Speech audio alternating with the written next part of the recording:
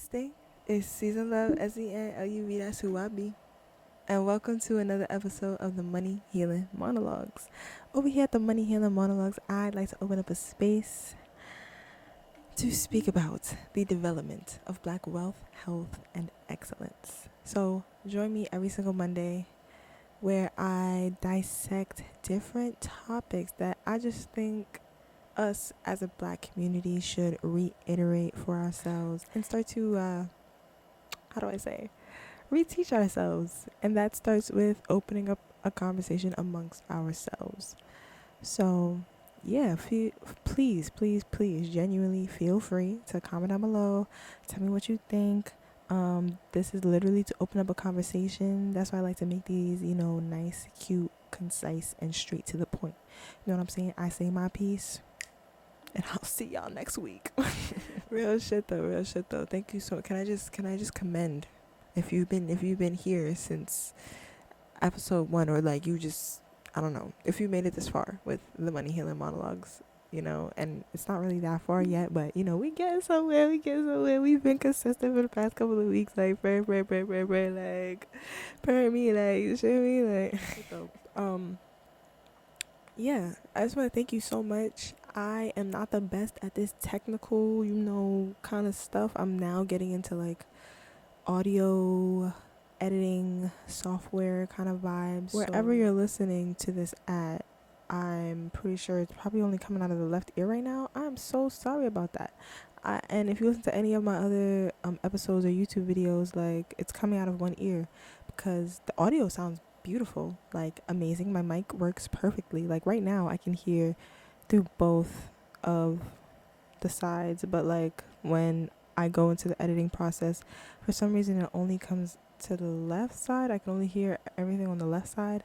I'm not sure what the fuck that problem is about, but I am actively trying to fix it, but still giving the best content that I can give at this time because y'all can still hear me, right? Okay, alright. So we're still Gucci. Like, if you can still hear me, then we Gucci, buddy. Like, so what if you can hear me out of both ears? You can hear me out the left one. You're welcome. Like, I'm weak. When the problem fixes, the problem will fix. So, that's just that on that. Let's get straight into this first episode, y'all.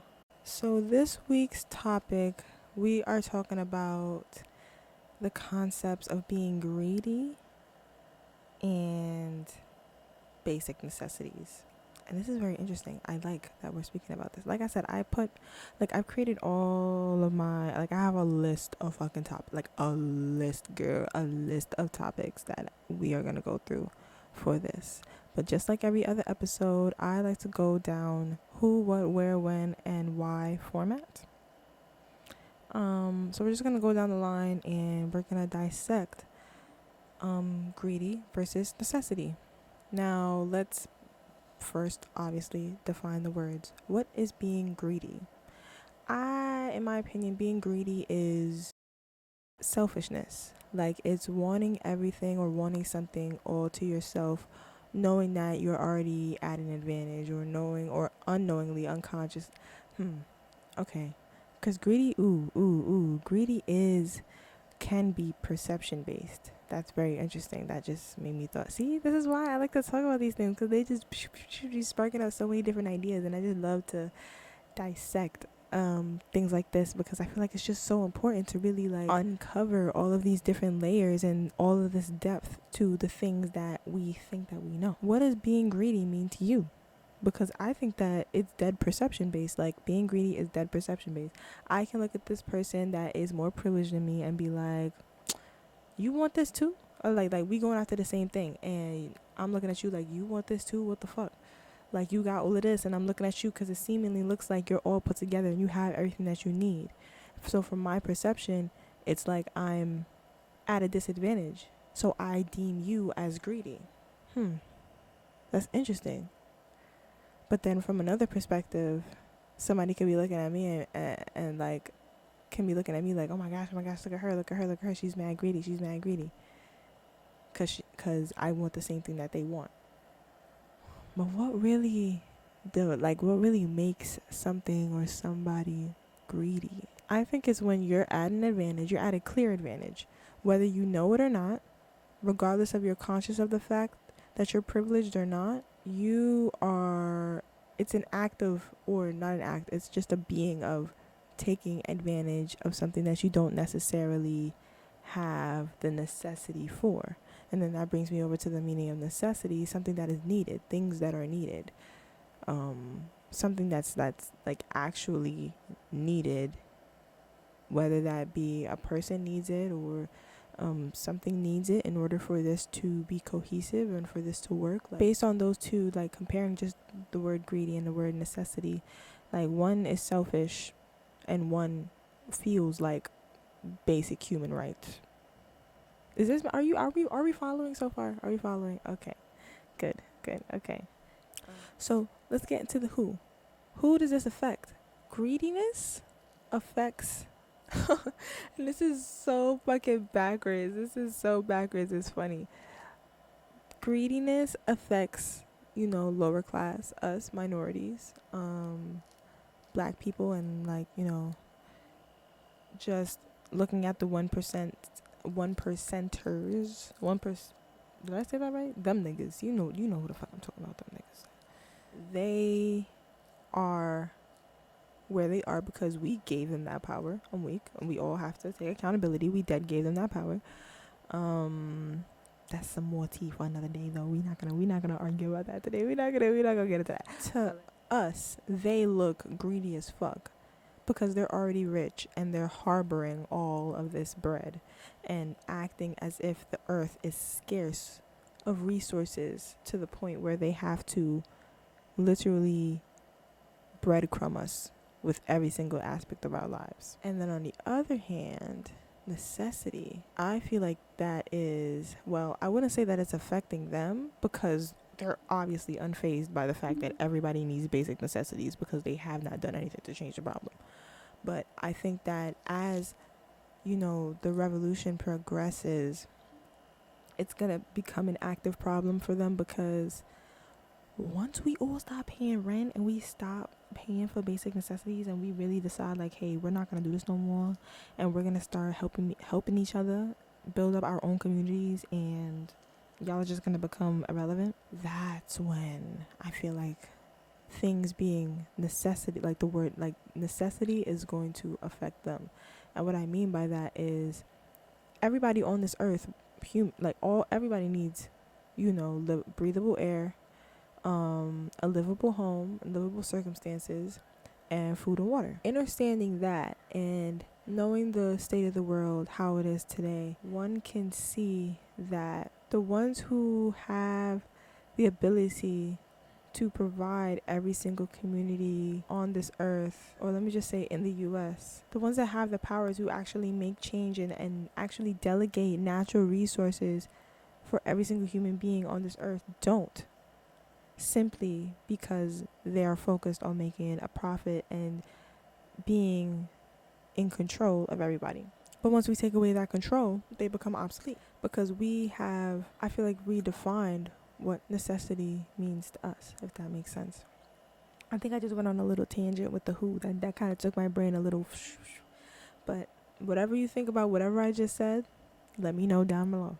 Let me know in the comments. Let's get into the what. We're talking about fucking basic necessities. We're talking about money. And money is not even fucking real. And I be saying that all the fucking time. Money is not real. It's an energy that you can embody in order to attract it into your life and keep it in your life. However, when we talk about greediness, natural resources on this earth, the fact that they were able to literally colonize all of it and then turn a profit and like literally look us in the face and be like, you gotta pay for this, is absolutely ridiculous. And some may argue that, oh, that's how jobs were made. People have to harvest those things and do all this work to obtain those things and da-da-da-da. I get that, but number one, that doesn't excuse the fact that they're literally basic necessities that came from the earth. And two, those people that be harvesting and taking all that shit out of the earth and getting it to the places and the people that it needs to get to, they don't even get paid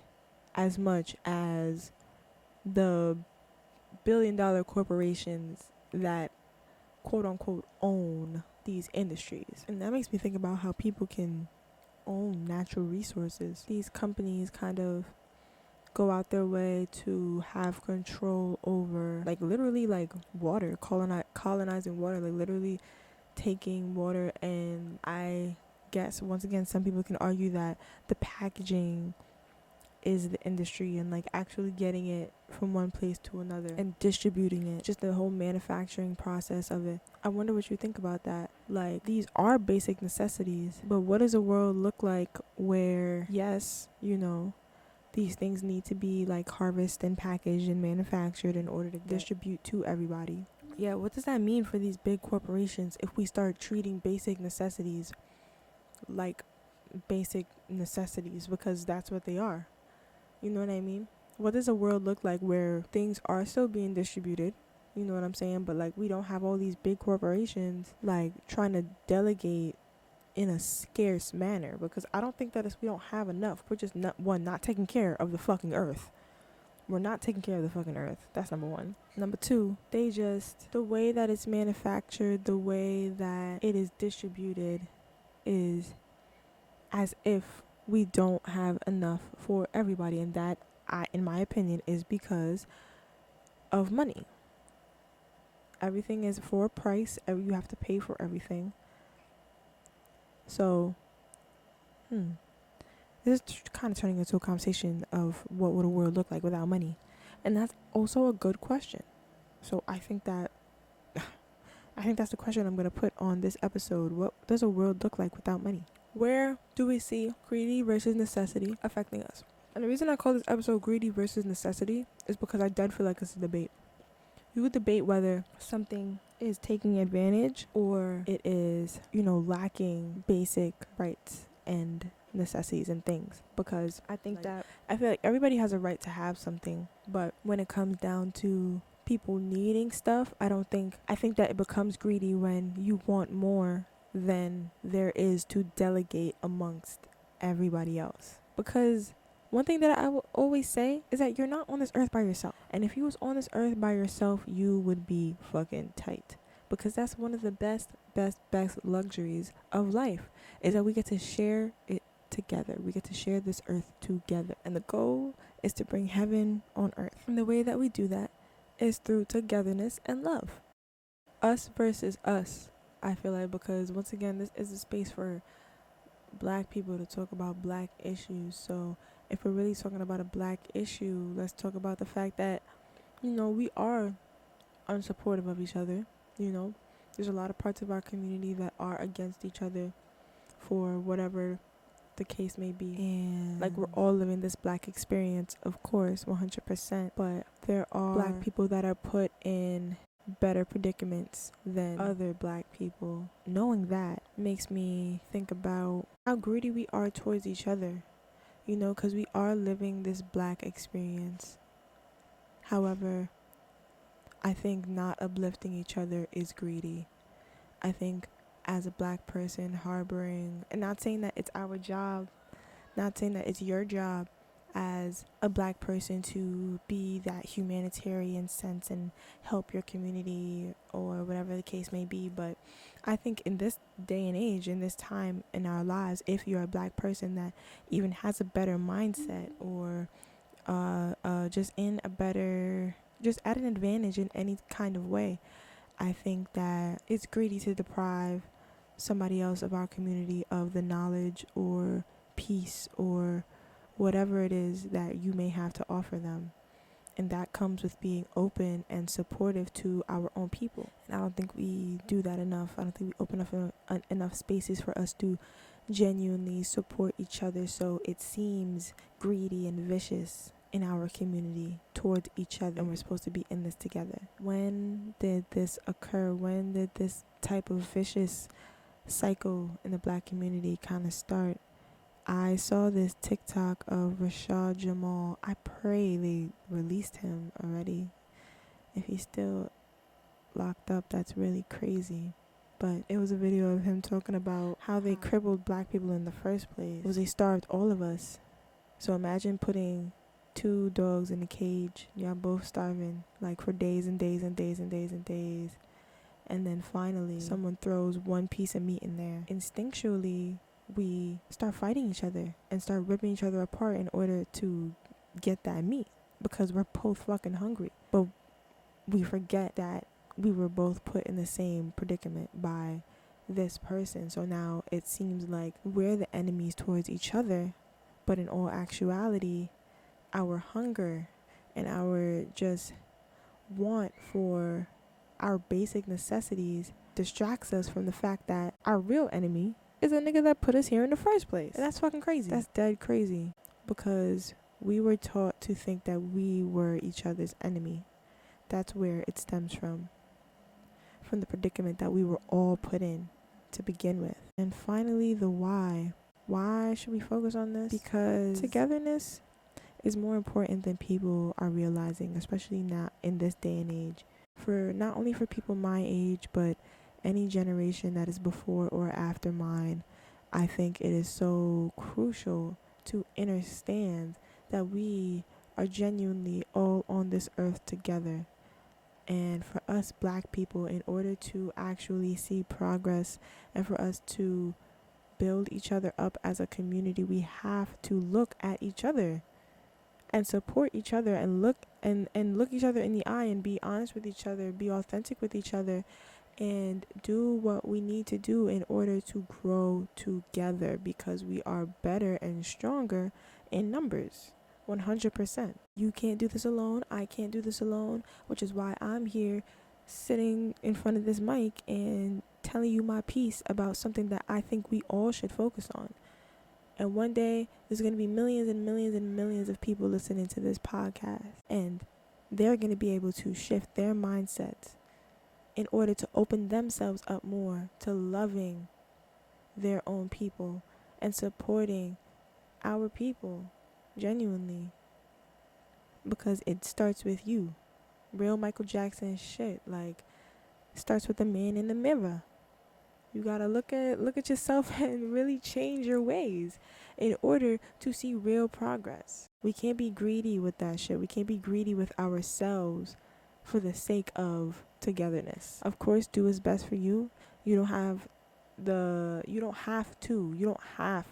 to be of service to anybody, but the best that you can do is heal yourself in order to be a better person for the people that are around you. Being better means actually acting better. It means actually maneuvering like a staple of love and light in whatever piece of the world you're in right now, no matter what, because you understand deeply that this world needs more love.